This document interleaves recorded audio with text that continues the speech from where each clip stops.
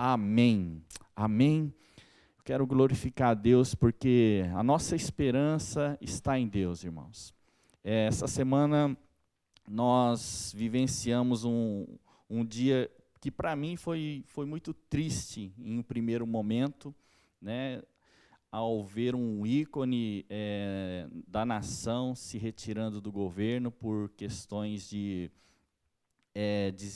algum desentendimento. Ainda a gente não tem por certo as coisas, há muitas notícias, não é? Mas aquilo me entristeceu muito o meu coração e com certeza de muitos que têm não somente orado, mas também têm uma expectativa de uma transformação, de uma mudança na nação brasileira. Mas a palavra que Deus trouxe ao meu coração é que existem dias que realmente são dias maus, são dias de trevas, mas as trevas muitas vezes elas precedem os dias gloriosos. E existem alguns textos na Bíblia que nos falam sobre este princípio. Na criação mesmo, em Gênesis 1, versículo 2, diz que havia trevas sobre a face sobre o abismo. E Deus disse, haja luz, e houve luz. Um outro momento, quando Jesus vai para Cafarnaum, em Mateus, está relatado em Mateus, no capítulo 4, versículo 12, fala assim que aquele povo jazia em trevas, mas eles viram uma grande luz, eles viram Jesus naquele lugar. Em um outro momento, quando Jesus está crucificado, diz que houve trevas sobre a terra, da hora sexta até a hora nona, quando ele veio a morrer. E naquele momento, todos achavam que tudo estava acabado, inclusive os seus discípulos. Naquele momento, provavelmente o diabo se regozijava, acreditando que ele ia reinar, ele ia governar. Mas depois de 3 dias, Jesus ressuscitou. E ressuscitou pelo poder de Deus e vive pelo poder de Deus. Venceu a morte, tomou autoridade sobre todas as coisas, colocou debaixo dos seus pés e deu essa autoridade à igreja. Por isso eu quero dizer para você que aquilo que Deus tem para nós, para a nação brasileira em especial, será cumprida. A boa obra que Deus iniciou será aperfeiçoada em o nome de Jesus. Amém? Quero deixar essa palavra de esperança para você. Há um Deus todo-poderoso, há um Deus que está fazendo uma coisa tremenda nesta nação. Nós estamos vendo isso. E aquele que iniciou isso, ele há de terminar, ele há de aperfeiçoar toda esta obra, e a nossa esperança não será frustrada no Senhor, em o nome de Jesus. Irmãos, eu quero compartilhar nesta noite uma palavra que o Senhor deu ao meu coração, uma vida digna e honrada, terminando bem a carreira. E gostaria que você pudesse me acompanhar na leitura da palavra de Deus que está em 2 Timóteo, capítulo 4, versículos 6 ao 8, diz assim: quanto a mim, estou sendo já oferecido por libação, e o tempo da minha partida é chegado. Combati o bom combate, completei a carreira, guardei a fé. Já agora a coroa da justiça me está guardada, a qual o Senhor, reto juiz, me dará naquele dia. E não somente a mim, mas também a todos quantos amam a sua vinda. Versículo 9, procura vir ter comigo depressa, porque Demas, tendo amado o presente século, me abandonou, e se foi para Tessalônica. Crescente foi para a Galácia, Tito para a Dalmácia. Somente Lucas está comigo. Toma contigo Marcos e traze-o, pois me é útil para o ministério. Quanto a Tíquico, mandei-o até Éfeso. Quando vieres, traze a capa que deixei em Troade, em casa de Carpo, bem como os livros, especialmente os pergaminhos. Alexandre o latoeiro causou-me muitos males. O Senhor lhe dará a paga segundo as suas obras. Tu, guarda-te também dele, porque resistiu fortemente às nossas palavras. Na minha primeira defesa, ninguém foi a meu favor. Antes, todos me abandonaram. Que isto não lhe seja posto em conta. Mas o Senhor me assistiu e me revestiu de forças, para que por meu intermédio a pregação fosse plenamente cumprida, e todos os gentios a ouvissem. E fui libertado da boca do leão. O Senhor me livrará também de toda obra maligna e me levará salvo para o seu reino celestial. A Ele, glória pelos séculos dos séculos. Amém. Irmãos, nós temos visto, não sei se você percebe, eu lendo a palavra de Deus, meditando na palavra de Deus, olhando nas histórias do passado, nas histórias recentes, o que a gente percebe muitas vezes, pessoas próximas de nós, pessoas vivendo em contextos, nos mesmos tempos em que nós vivemos, que tiveram a oportunidade de se tornarem grandes, fazerem coisas grandiosas. E muitos deles começaram muito bem a sua carreira, a sua vida. Eu não falo só a nível de uma vida com Deus, mas tiveram oportunidades, desde pessoas relacionadas não só à questão envolvendo a igreja, mas também a política, também em outras áreas, a economia, as áreas de saúde, em outras áreas. Muitos deles, de pessoas, começaram bem, mas não concluíram a carreira. Terminaram, ou em algum momento acabaram tropeçando e caindo e sofrendo. Nós vamos ver isso em muitos momentos na palavra do Senhor. Mas quando você olha nesse texto do apóstolo Paulo, você vê ele sabendo que o seu final já está chegando. Provavelmente essa é uma das últimas cartas que ele escreve, destinada ao seu filho, discípulo amado Timóteo, dando as últimas instruções para ele. Mas ao você ler, em especial do versículo 6 a 8, você percebe alguém que, sabendo que estava chegando o seu tempo final nesta terra, mas ainda assim nos passa uma impressão de alguém tranquilo, em paz, de alguém que cumpriu um propósito, de alguém que conseguiu terminar bem a sua carreira, mesmo enfrentando lutas, dificuldades, tantas e tantas oposições. Você lê as cartas que o apóstolo Paulo escreve, a história, tudo relatado lá, quanto a luta, quanto o sofrimento, quanto tantas oposições, pessoas o abandonaram nesse trajeto, tudo. Mas ele conseguiu chegar ao final, e olha só, né, que a sua morte foi um martírio, ele foi decapitado pelo Império Romano por causa da sua fé. Mas uma pessoa realizada, porque conseguiu cumprir um propósito de Deus. Eu creio que nós, assim, precisamos aprender com aqueles que terminaram bem, que viveram uma vida de forma digna e honrada, que a sua vida não foi em vão, que deixaram um legado. Isso nos encoraja em tempos como estamos vivendo. E eu queria compartilhar com vocês 3 chaves, em especial, para uma vida honrada. Ele diz assim, no versículo 7, combati o bom combate, completei a carreira, guardei a fé. E eu vejo isso como 3 chaves para nós vivermos uma vida honrada, uma vida digna, uma vida que vale a pena viver. Eu gosto muito de um filme chamado O Resgate do Soldado Ryan. Essa história desse filme conta um capitão que é enviado numa missão para resgatar um dos 4 irmãos que ainda estavam vivos durante a Segunda Guerra, relatado durante a Segunda Guerra. Os 3 irmãos tinham morrido e só tinha sobrado um, e para que não fosse um maior sofrimento para a família, eles foram enviados para resgatar esse soldado. E ele chega até resgatar o soldado, mas o capitão morre, mas antes de morrer ele fala assim, faça por merecer, faça por merecer. E aquilo me impacta muito, porque Jesus morreu por nós, e nós devemos fazer por merecer essa vida. Devemos fazer com que essa vida valha a pena. Não podemos desperdiçar a vida que Jesus tem para nós, que Ele conquistou para nós, vivendo de forma, vamos dizer assim, não alienada, mas distante do propósito de Deus. Ele nos deu uma vida e devemos viver fazendo merecer esta vida. E a Bíblia diz que o apóstolo Paulo dizendo, combati o bom combate.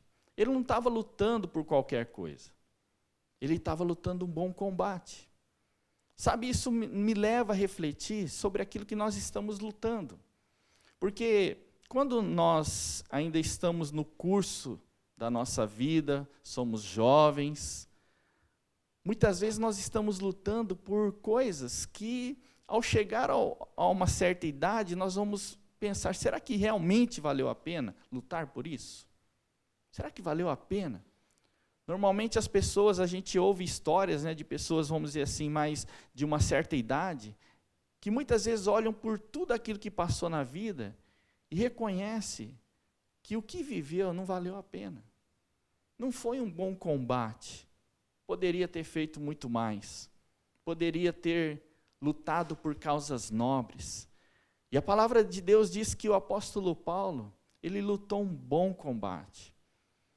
Lá no final vai dizer assim que ele conseguiu alcançar na sua missão, cumprir e pregar a palavra de Deus até os confins. Porque esse era o chamado dele, era o chamado de Deus para ele.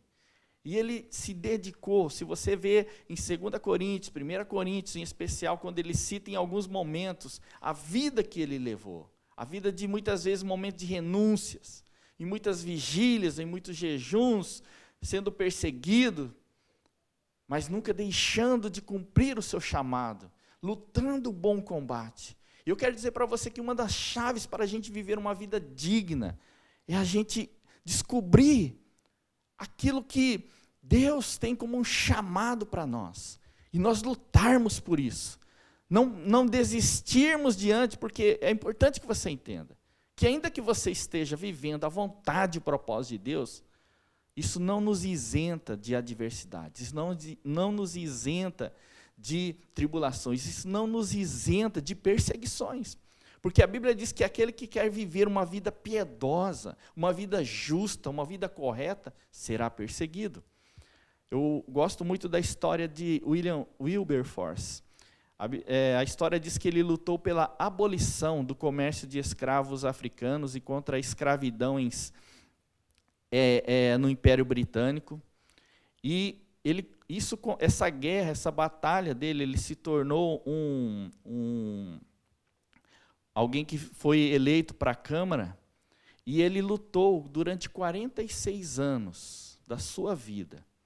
E as derrotas e retrocessos ao longo do caminho teriam levado um político comum a abraçar uma causa mais popular. Embora nunca tenha perdido uma eleição parlamentar dos 21 aos 74 anos, a causa da abolição do tráfico de escravos foi derrotada 11 vezes, antes de sua aprovação em 1807.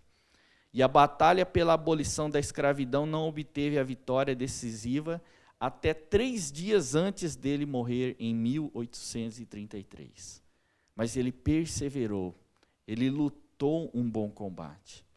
Sabe, certa vez chegou um jovem diante do pastor, um grande líder já falecido, chamado Miles Monroe, e perguntou para ele, qual é o meu chamado?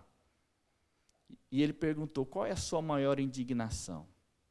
E ele falou assim, a minha maior indignação é como se encontra a política da nossa nação. E ele falou assim, ajoelha aqui que eu vou orar, porque você vai ser um político de Deus, do reino de Deus, para a nossa nação. E ele orou, abençoou, passado um tempo ele estava lá e continua atuando nesta área. Qual é a sua maior indignação? Qual é aquilo que Deus move na sua vida, com paixão na sua vida? O que te leva, sabe, é uma chama ardente em seu coração que você gostaria de ser usado por Deus para mudar a história, talvez não só de uma vida, mas talvez de famílias, de cidades e de nações. Sabe, nós devemos buscar causas nobres na vida, sabe, não somente lutar para viver uma vida boa, uma vida que nós nos alegramos, somos abençoados. Eu tenho para mim, sabe, que é muito mais prazeroso você viver uma vida digna e honrada do que uma vida somente abençoada. Porque nós estamos fazendo valer a pena a nossa vida nessa terra. Não por nós mesmos, mas por aquilo que Jesus fez por nós. Combata o bom combate. Combata o bom combate da fé, porque com isso você vai deixar um legado para as futuras gerações. Seremos uma inspiração para outros. E eu sei que isso exige muito de nós. Às vezes muito mais do que poderíamos suportar. Eu fico vendo quantas pessoas muitas vezes se levantam contra sistemas nesse tempo mesmo, quantas pessoas têm se levantado contra os sistemas corruptos e quão grande tem sido a luta, porque existe uma cultura de corrupção e como isso tem sido, vamos dizer assim,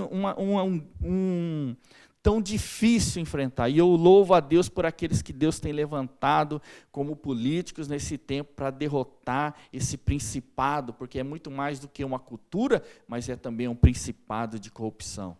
E nós temos ouvido de profetas do Senhor que esse principado será extinguido, e assim será em o nome de Jesus, e os planos de Deus para essa nação serão mudados, transformados pelo poder de Deus.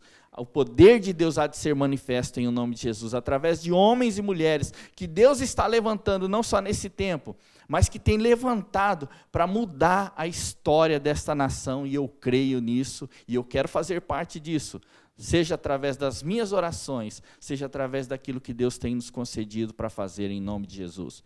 Um outro ponto que eu quero destacar, que o apóstolo Paulo fala, completei a carreira. E eu quero dar uma ênfase também nisso. Por quê?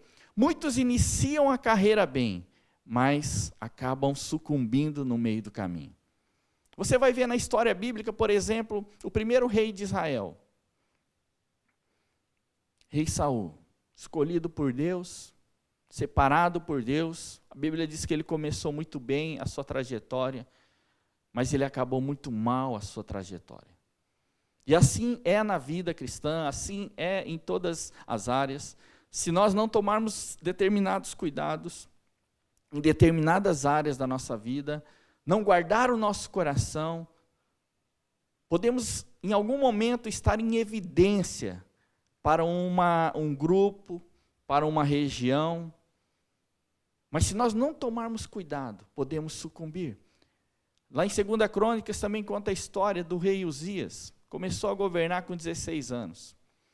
A Bíblia diz que ele fez o que era reto perante o Senhor, segundo o que ele aprendeu do seu pai, e que enquanto ele buscou ao Senhor, Deus o fez prosperar. Ele ganhou muitas guerras, ele teve momentos, assim, ele conseguiu fazer com que o reino se expandisse.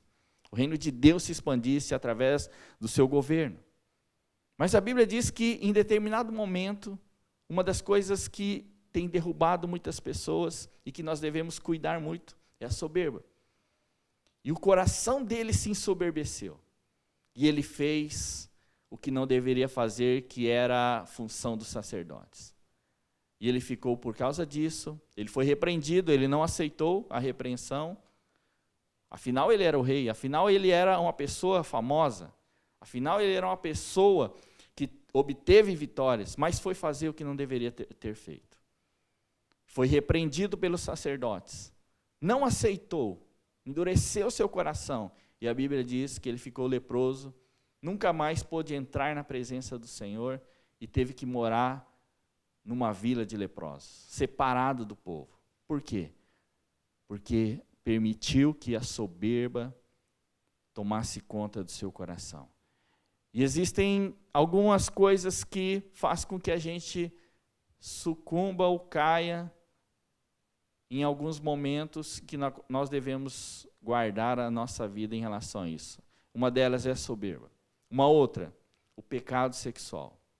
Quantas pessoas têm caído, pessoas grandes, eu falo isso dentro do contexto não só da igreja, mas você deve se lembrar, por exemplo, de Bill Clinton, que sofreu impeachment por causa de um problema, um pecado sexual que ele cometeu. E não somente ele, outros também vieram a sucumbir por causa disso. Falhas, o amor ao dinheiro, o amor ao poder.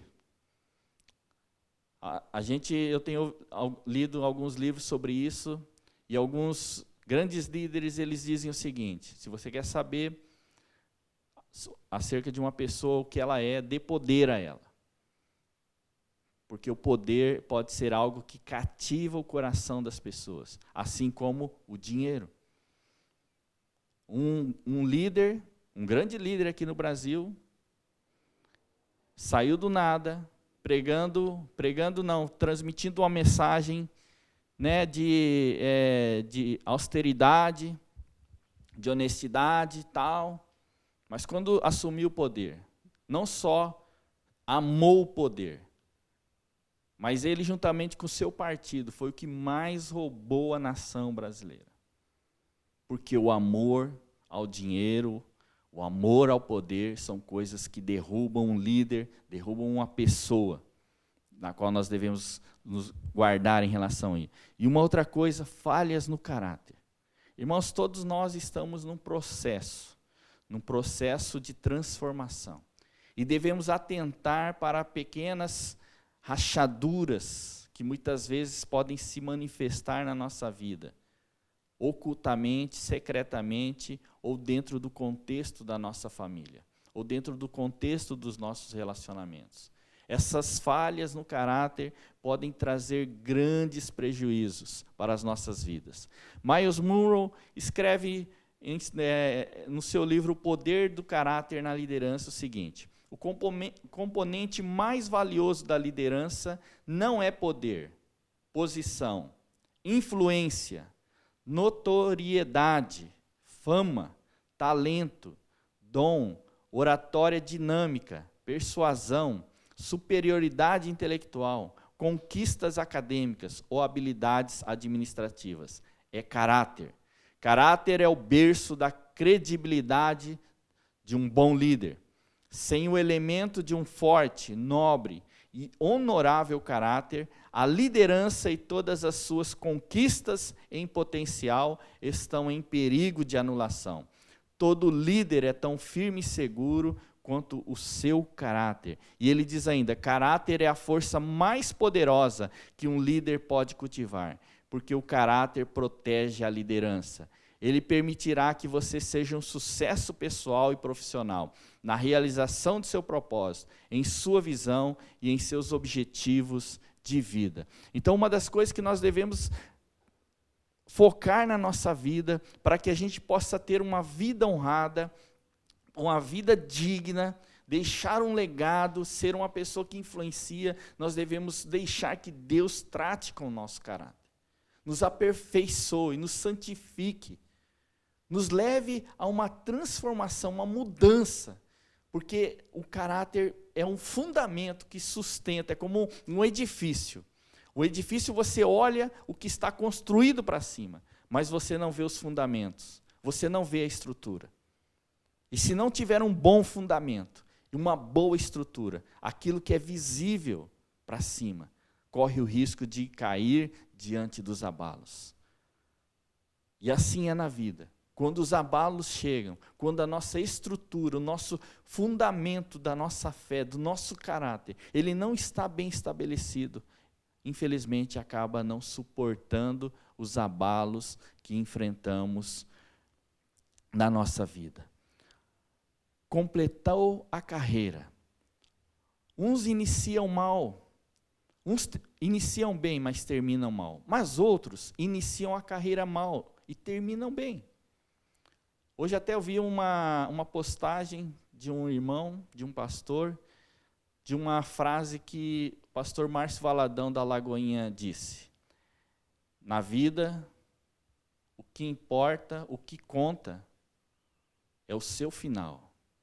É como você chega no seu final. Já tinha ouvido em outros momentos isso.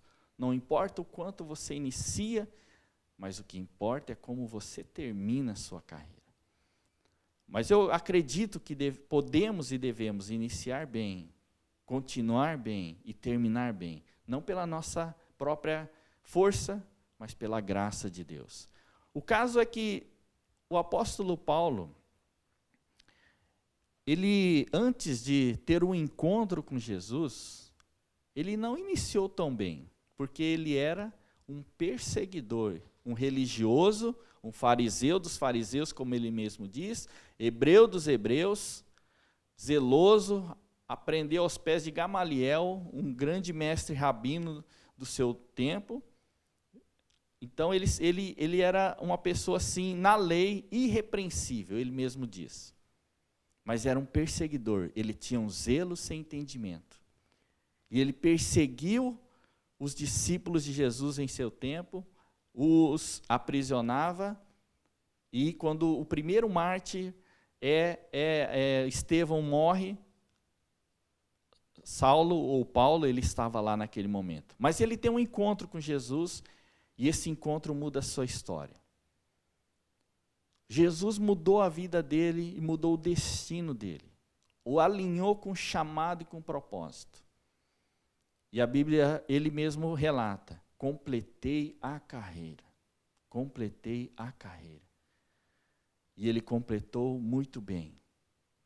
Do ponto de vista de Deus, que é o mais importante, porque ele cumpriu o seu chamado. Porque entenda bem que no reino de Deus, o que é ser bem-sucedido? O que é ser uma pessoa de sucesso? É cumprir plenamente o chamado que Deus tem para mim e para você. Que somente Deus, e talvez você saiba, eu sei. Sucesso no reino de Deus, ser bem-sucedido no reino de Deus, é cumprir o propósito de Deus, que o chamado que Ele tem para cada um de nós. Outros iniciam, mas param no meio do caminho ou retrocedem. A vida cristã, a vida com Deus, eu quero dizer que não é uma corrida de 100 metros, que você sai na disparada e chega em alguns segundos ao alvo. A vida cristã, a vida com Deus, a carreira que Deus tem proposta para nós é uma vida de perseverança. Seria como uma maratona, e não de 42 quilômetros, e não somente uma corrida rápida de velocidade. É uma corrida de resistência. É uma corrida de perseverança. Onde nós vamos enfrentar, e enfrentamos todos, as adversidades, as provações, as perseguições. Mas a Bíblia diz que Deus está conosco em todo esse tempo para que nós possamos alcançar e chegar lá e terminar bem. Por isso eu quero dizer para você, independente das lutas ou das provações que tenhamos ou estejamos enfrentando nesse tempo, olhe para o autor e consumador da nossa fé, Jesus, o Filho de Deus. Olhe para Ele, persevere naquilo que um dia Deus falou algo ao seu coração. Porque no seu devido tempo, a palavra de Deus vai se cumprir. Aquilo que Deus tem prometido para você será realizado em o nome do Senhor Jesus. E por final ele diz assim, guardei a fé. Sabe, irmãos, a coisa mais preciosa que a gente tem na nossa caminhada é a nossa fé em Deus. A nossa fé na palavra de Deus. Nós podemos fazer muitas coisas, ser até bem-sucedido em muitas coisas, mas não guardarmos a fé. Mas ele guardou a fé até o seu final. Não qualquer tipo de fé, mas a fé que traz à existência a manifestação de Deus, o poder de Deus, a esperança em Deus. Mesmo diante de tantas lutas que ele veio a enfrentar, ele não desistiu, ele não abandonou a sua fé, seja num primeiro momento de dificuldade, seja diante de uma situação, ele permaneceu firme e fiel. Sabe, quando você estiver diante de alguma situação que tenha afligido a tua vida, lembre-se, uma oportunidade de manifestar a fé em Deus e de Deus se agradar disso e te abençoar em cima disso em nome de Jesus. Veja como uma oportunidade, cada situação de adversidade, de provação que você enfrenta, em nome de Jesus, como uma oportunidade da manifestação da sua fé, atraindo a presença de Deus sobre esta situação em nome de Jesus. E não pare por aí, porque diz assim que existe uma recompensa de Deus para aqueles que vivem uma vida digna. No versículo 8 diz assim: já agora a coroa da justiça me está guardada, a qual o Senhor, reto juiz, me dará naquele dia, e não somente a mim, mas também a todos quantos amam a sua vinda. Duas palavras interessantes que eu gostaria de destacar nesse versículo: coroa de justiça. Primeiro, coroa. Ela tem como significado símbolo de realeza, de posição exaltada. Grinalda ou guirlanda, que era dada como prêmio aos vencedores nos jogos públicos. Mas também é uma metáfora de uma bem-aventurança eterna que será concedida como prêmio aos genuínos servos de Deus e de Cristo. A coroa de flores, que é a recompensa da retidão, aquilo que é ornamento e honra para alguém. E a palavra justiça, num sentido amplo, estado daquele que é como deve ser. Justiça, condição aceitável para Deus. Doutrina que trata do modo pelo qual o homem pode alcançar um estado aprovado por Deus. Integridade, virtude, pureza de vida, pensamento, sentimento e ação corretos. Num sentido restrito, justiça ou virtude que dá a cada um o que lhe é devido. O fato é que vai chegar um dia, e olha só que o apóstolo Paulo apresenta Deus, o Senhor, como o reto juiz. E haverá um dia, ele diz, aonde todos comparecerão diante do tribunal de Cristo, para receber conforme as suas obras, conforme a vida que viveu, da forma como viveu.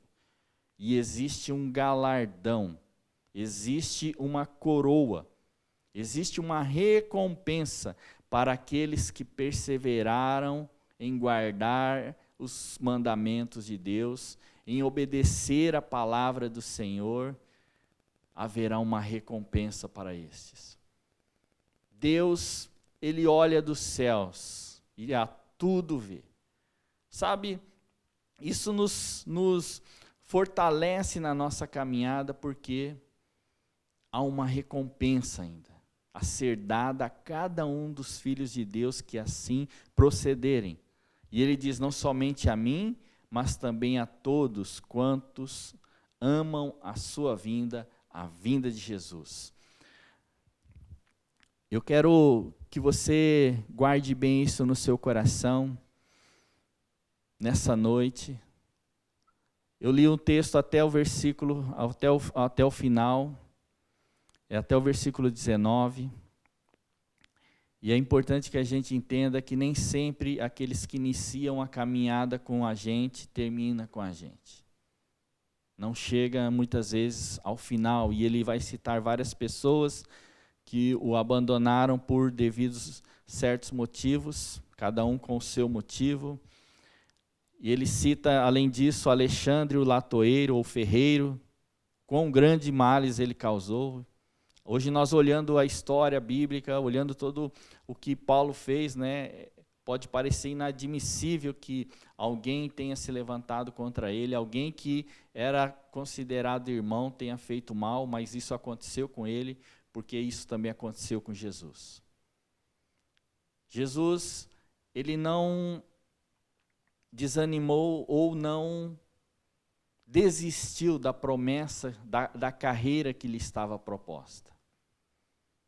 Assim também o apóstolo Paulo não desistiu, foi até o fim, ainda que todos tivessem abandonado. E ele pede para que Timóteo, seu filho, venha estar com ele. Porque sabe, irmãos, quanto nós precisamos, nos momentos difíceis que enfrentamos, dos nossos amigos, aqueles que são leais, que nos momentos difíceis estão junto conosco. E por isso o desejo dele era que Timóteo pudesse vir depressa para estar com ele. Porque ele diz assim, no versículo 16, na minha primeira defesa ninguém foi a meu favor, antes todos me abandonaram, que isto não lhe seja posto em conta. Às vezes a gente pensa que a maioria é que está certo. Mas aos olhos de Deus nós vamos ver em tantos momentos, inclusive Jesus, que a minoria é quem estava certo. Que aqueles que seguiam o reto caminho, o justo caminho, é os que estavam corretos. Nós olhamos muitas vezes para um contexto do Brasil, irmãos, e aqui não estou para defender ninguém, mas nós vemos uma história passada de tantas coisas erradas, a nível de governo, a nível de política, e que muitas vezes isso é como se fosse, está errado, mas aqueles que buscam fazer a coisa certa, muitas vezes acabam sendo condenados. Buscam fazer a justiça, acabam sendo colocado como as pessoas que são erradas. E isso é um grande mal. E muitos acabam abandonando aqueles na qual deveriam estar apoiando. Mas só que sempre há uma coisa que isso muda toda a história. Por mais que muitas pessoas tenham abandonado o apóstolo Paulo, ele fala no versículo 17 o seguinte: mas o Senhor me assistiu e me revestiu de forças, para que por meu intermédio a pregação fosse plenamente cumprida, e todos os gentios a ouvissem, e fui libertado da boca do leão. O Senhor me livrará também de toda obra maligna, e me levará a salvo para o seu reino celestial. A Ele glória pelos séculos dos séculos. Amém. Sabe, quando a nossa confiança está em Deus, por mais que amigos nos abandonem, pessoas que estão conosco nos abandonem, Deus nunca nos abandonará enquanto nós estivermos trilhando o caminho do Senhor, trilhando o caminho da justiça, trilhando o caminho da retidão, trilhando o caminho da santidade, da obediência a Deus. Deus nos revestirá de força, Deus nos libertará da boca do leão, Deus nos livrará de toda obra maligna para que se cumpra o propósito de Deus. E como uma certa missionária, certa vez, quando eu estudava no seminário ainda, da faculdade teológica, ela disse: um com Deus é a maioria. E eu quero dizer para você, se Deus é conosco, quem será contra nós? Quem será contra nós?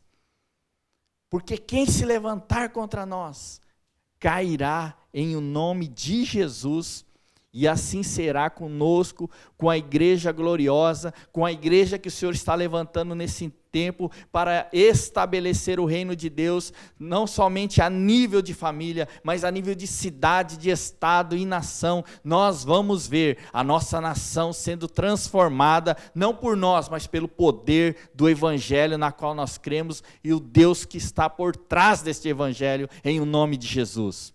Eu quero dizer para você, há esperança no Senhor, há esperança no Senhor. Deus fará coisas tremendas. E nesse mês que nós estamos iniciando no calendário bíblico, no mês de Iyar, o mesmo Deus que se manifestou como Jeová Rafa, o Deus que cura, o mesmo Deus que se manifestou como, nesse mesmo mês, como Deus, o Jeová Jireh, o Deus da provisão, e o mesmo Deus que se manifestou como o Senhor é a nossa bandeira, a bandeira da vitória sobre os inimigos, Ele há nesse mês agora de se manifestar em nossas vidas como Deus que sara, como Deus que traz a provisão sobrenatural, e como o Senhor é a nossa bandeira de vitória sobre todos os inimigos, em nome de Jesus. Eu quero liberar isto sobre ti, sobre a igreja do Senhor, sobre esta cidade, sobre esta nação, em nome de Jesus. Em nome de Jesus. A nossa fé será manifestada, mesmo diante, pode haver trevas, pode haver impedimentos, mas eu digo nessa noite, haja luz, seja dissipada as trevas, venha à tona a verdade, tudo que está no oculto, seja revelado, no meio político, no meio do governo, no meio da igreja, em nome de Jesus. Porque Deus é luz. Resplandeça, Senhor, a tua glória sobre nós. Resplandeça a tua glória sobre nós. As trevas podem estar tentando dizer ao contrário, mas eu digo nessa noite que existe o Deus que é a luz do mundo, Jesus, o Filho de Deus. E eu oro e agradeço e exalto e declaro nessa noite a manifestação do Deus que é a luz, o Deus da justiça, que está sobre esta nação, fará a justiça sobre os seus, em o nome de Jesus. Em o nome de Jesus. Que o Senhor te abençoe. Que o Senhor seja conosco. Ele é a nossa esperança, irmãos. Podemos nos frustrar com os homens, mas com Deus nós não nos frustramos. Assim como Ele foi com Jesus, assim como Ele foi com Paulo, assim como Ele foi com Pedro, Ele será com nós, conosco, neste tempo. E nós não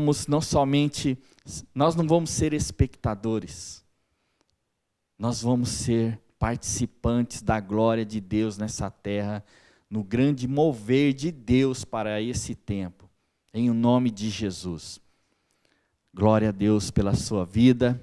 Eu quero que você guarde essa palavra no seu coração. Não pense só o aqui e agora, mas busque de Deus a carreira que Ele tem proposta para você. E siga aqueles que terminaram bem a sua vida, a sua carreira.